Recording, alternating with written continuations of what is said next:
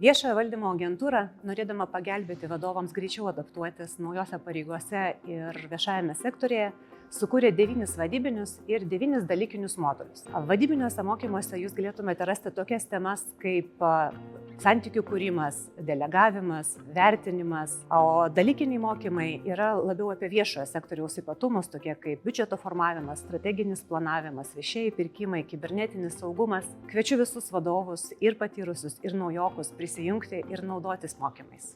Šiais laikais kiekviena įstaiga neįsivaizduojama be informacinių technologijų, be išmaniųjų įrenginių, be informacinių sistemų. Besimokydami mes kaip vadovai turime žinoti, kokiu tikslu einame, ką norime pasiekti, kaip mūsų įstaiga turės formuoti, kaip teikti geresnės, prieinamesnės paslaugas visuomenėje, pasinaudodama informacinėmis technologijomis. Tai būtent pasimokydami šitame skaitmeninės transformacijos modulyje jūs ir sužinosite, kokie yra esminiai dalykai, kuriuos turime atkreipti dėmesį, kaip vadovas gali susidėlioti savo planą. Ten yra labai geras pavyzdys, šablonas, pagal kurį jūs kiekvienas, kaip ir aš, galite sudėlioti savo įstaigos skaitmeninės transformacijos planą, susidėlioti tikslus, įsivertinti rizikas ir pamatyti tai, kas ateityje leis jūsų įstaigai paaugti ir patobulėti. Iš tiesų, įstaigų vadovai neturi to laiko skirti dieną, savaitę, mėnesį mokymams. O čia yra labai patogu, kad atsiverti planšetę, kompiuterį, netgi išmanųjį telefoną, kuriame gali programėlėje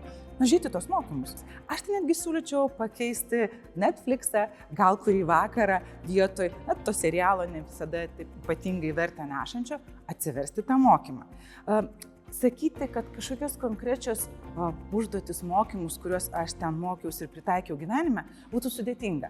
Aš tikiu į mokymą, kuris tiesiog susisluoksniuoja tavo pasąmonėje ir kai ištinka ta gyvenimiška vadybinė krizė ar dilema, tavyje ateina atsakymas.